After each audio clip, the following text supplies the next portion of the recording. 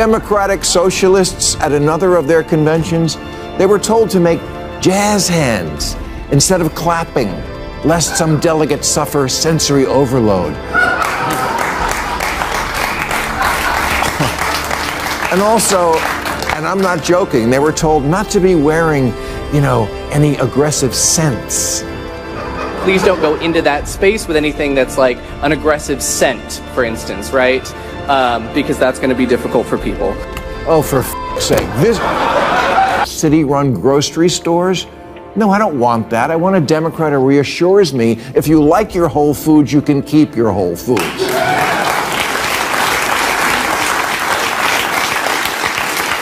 Governor-elect Spanberger once said about Biden's presidency that, quote, nobody elected him to be FDR. They elected him to be normal. Normal. Bill Maher has never hesitated to torch his own party when they lose their minds. But this time feels different. The blunt comic ripped Democrats for pushing ideas that could wreck everything. And you know Maher's style. Ruthless, hilarious, and brutally honest. So smash subscribe now because this ride is about to get wild. See it right away and go along. You're bad, stupid, and deplorable. As if you were saying, duh. 2 + 2 = 5, isn't that obvious? Yeah, it's obvious you can't add.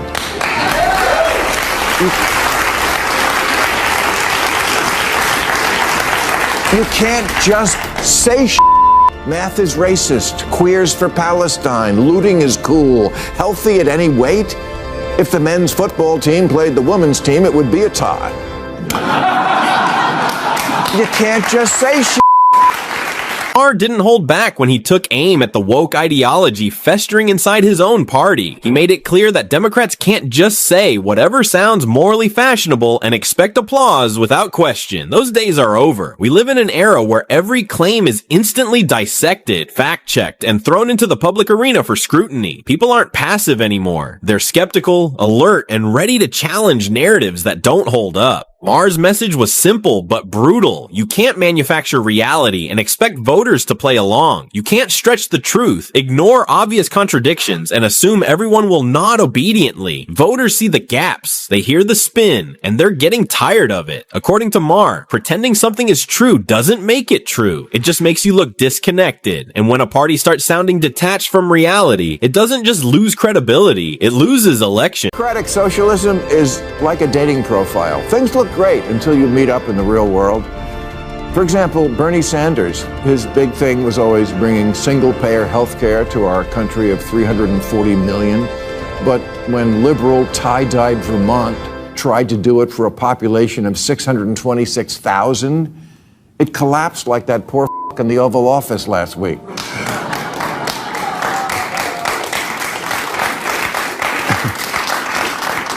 Bernie, AOC, Mandani are not Democrats. They'll be the first to tell you that. They're democratic socialists, and that's a very different thing, and I don't think people know that yet. Maher didn't stop there. He also turned his fire on his own party's growing flirtation with socialist rhetoric and candidates, warning that it's a political gamble with real consequences. He pointed to polling data showing a dramatic shift in attitudes, with about 66% of Democrats now viewing socialism favorably, while only 42% see capitalism in a positive light. That kind of ideological swing, Maher argued, isn't just symbolic, it signals a party drifting into dangerous territory. His warning was blunt. Embracing ideas that most Americans still distrust could alienate voters and hand easy ammunition to political opponents. Voters don't like feeling pushed toward systems they associate with government overreach or economic decline. Maher's point wasn't subtle. If Democrats keep leaning into labels and policies that make mainstream voters uneasy, they risk more than criticism. They risk losing trust, losing credibility, and ultimately losing elections when it matters most. We have a lot of socialism.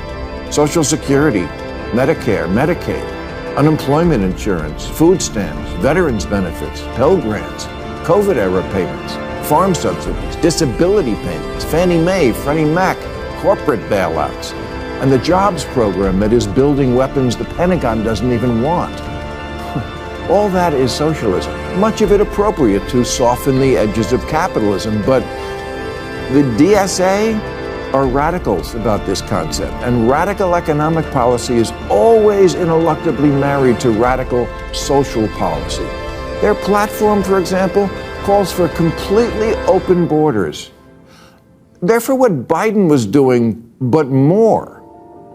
You think you're going to win an election on that? Maher made it clear that America already operates with several socialist-style policies baked into everyday life. Programs like Social Security, Medicare, public schools, and emergency services all reflect collective investment, and Maher admitted that those systems serve a purpose. But his warning was about crossing the line from balance into full-blown ideological obsession. He argued that aggressively branding the party around socialism risks frightening moderate voters and handing political opponents the easiest attack line imaginable. Maher reminded viewers that he's sounded the alarm before. He warned Democrats about strategic decisions they ignored, only for the party to suffer painful electoral consequences afterward. Now he believes they're approaching another dangerous moment. His message wasn't about abandoning compassion or reform. It was about political survival, pushed too far, too fast, and voters may rebel. Maher's challenge to his own party was simple: learn from past mistakes or prepare to repeat. Defund the police or military in the streets. Either MAGA's crypto crony capitalism or city-run grocery stores. No, I don't want that. I want a Democrat who reassures me if you like your Whole Foods, you can keep your Whole Foods.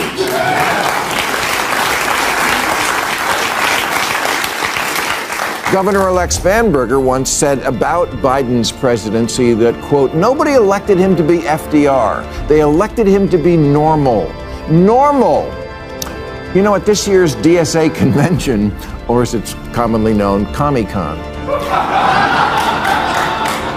get this, you had to submit a photo of a negative COVID test to get in. Really frustrates Maher is what he sees as the toxic fusion of wokeism and socialism taking hold inside his party. In his view, ideological purity tests and activist messaging have pushed Democrats further away from the political center, where most elections are actually decided. He argues that when messaging becomes more about signaling virtue than solving real problems, voters begin to tune out, or worse, turn away. Maher's broader point is that parties win by persuading the middle, not by preaching to the already convinced. He believes doubling down on polarizing language and economic labels risks reinforcing the image of a party out of touch with everyday concerns. Instead of stabilizing their political footing, he warned, they may be creating new obstacles for themselves. His frustration comes from watching what he sees as preventable mistakes unfold in real time. For Maher, the path back to power isn't ideological escalation. It's rebuilding credibility with the voters who ultimately decide elections. It seems to me that there are two pillars that this country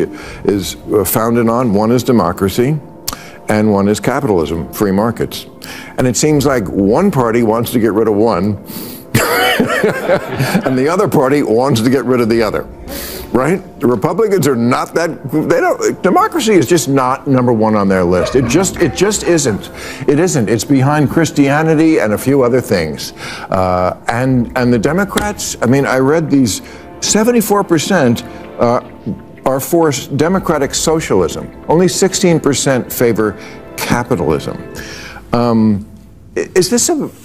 Is this going to be a country that I don't recognize in 5 to 10 years if we don't have these two pillars? Maher pushed back hard on the constant claims that democracy itself is on the verge of collapse, arguing that the real political danger isn't some sudden descent into dictatorship, but a party drifting too far from the voters it needs to survive. In his view, the greater threat comes from ideological shifts happening within the Democratic base itself. He pointed to polling trends showing growing openness towards socialism among Democratic voters, warning that this could reshape the party's future in unpredictable ways. Maher suggested that if these trends continue, it wouldn't be shocking to see openly socialist candidates gain serious traction in primaries and rise to national prominence. His concern wasn't just about labels, but about political consequences. He argued that embracing positions perceived as extreme could alienate moderates and independents, the very voters who decide elections. Maher's warning was clear. When a party moves faster than the country pushes back hard. Democrats going with this.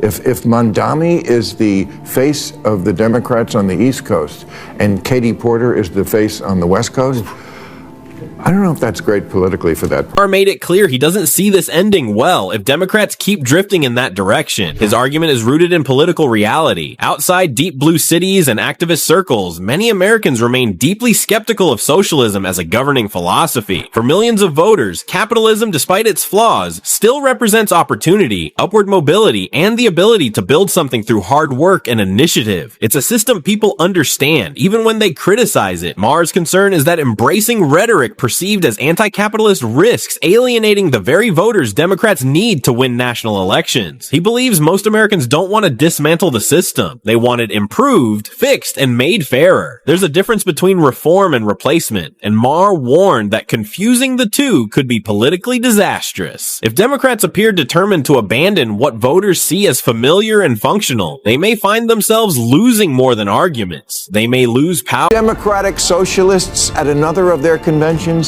they were told to make jazz hands instead of clapping, lest some delegate suffer sensory overload. And also, and I'm not joking, they were told not to be wearing, any aggressive scents. Please don't go into that space with anything that's like an aggressive scent, for instance, right? Because that's going to be difficult for people. Oh, for f***'s sake. Maher has made it clear he's reached his breaking point with what he sees as the party's obsession with woke logic and performative politics. In his view, too much energy is spent on symbolic gestures, viral talking points, and internal approval instead of addressing the real concerns of everyday voters. He's no longer willing to stay quiet while watching his own side repeat what he believes are costly mistakes. Maher's frustration comes from a deeper fear that the party is unintentionally sabotaging itself. By focusing on appeasing small but loud factions, he argues, Democrats risk ignoring the broader electorate that actually decides national elections. Most voters care about practical issues, jobs, affordability, safety, and stability, not ideological signaling. When those priorities get pushed aside, voters notice. Maher believes this disconnect creates an opening for political opponents to capitalize. His warning is blunt. If Democrats keep prioritizing internal applause over public trust, they may be setting themselves up to lose again. They have gone out of their way to post messages on social media about the current Trump administration and what's happening to American lives. The problem is they're all literally saying the same damn thing. Don't believe me? Check it out. When I win, I will immediately bring prices down starting on day one. That ain't true. That's what you just heard. Since day one of Donald Trump's presidency, prices are not down, they're up. Inflation is getting worse, not better. The prices of gross gas.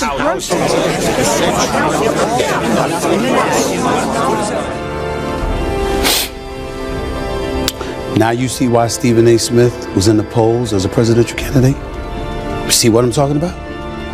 You see that idiocy right there? Maher isn't alone in his frustration with the direction of the Democratic Party. Others, including outspoken media figures like Stephen A. Smith, have also voiced concern about how the party is operating. While Smith doesn't frame his criticism around ideology or labels, he's been blunt about what he sees as ineffective messaging and empty political theater. His focus isn't on culture war buzzwords. It's on results, credibility, and whether the party's actions actually connect with voters. Smith has questioned whether certain high-profile gestures and public statements accomplish anything meaningful beyond generating headlines. In his view, voters want authenticity, strength, and clarity, not symbolism that feels disconnected from their daily struggles. His criticism reflects a broader anxiety shared by many observers who believe the party risks losing its message. When prominent voices from different backgrounds start raising similar concerns, it signals a deeper unease about strategy, priorities, and the party's ability to win back public confidence. Would 22 Democratic senators be literally echoing the same thing and think that would resonate with the American people?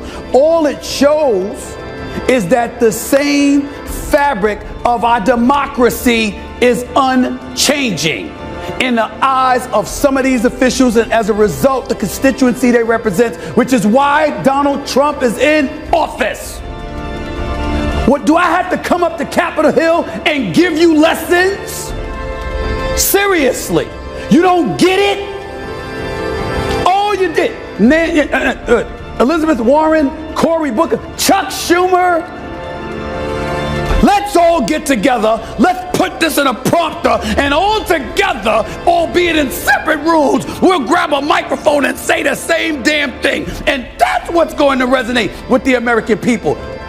And then you wonder why you're no longer in power. Maher's warning isn't coming from a place of hatred for his party, but from frustration and fear that it's drifting into political self-destruction. He sees a party increasingly consumed by ideological trends, performative gestures, and messaging that alienates the very voters it needs to survive. His message is blunt. You can't win national elections by talking only to activists while ignoring everyday Americans. Voices like Stephen A. Smith echo that concern, signaling that this isn't just one comedian venting. It's part of a broader alarm bell. When longtime allies start speaking out, it suggests something deeper is wrong. Maher's challenge to Democrats is simple, but urgent. Reconnect with reality, focus on practical issues, and stop chasing ideological approval at the expense of public trust. Because if they don't adjust course soon, the consequences won't just be criticism, it'll be defeat and possibly long-term political irrelevance. And on this note, we draw the curtains on today's video. If you enjoyed it, then hit the like button and subscribe to this channel for more videos like this. Thanks for watching, and I'll see you in the next one.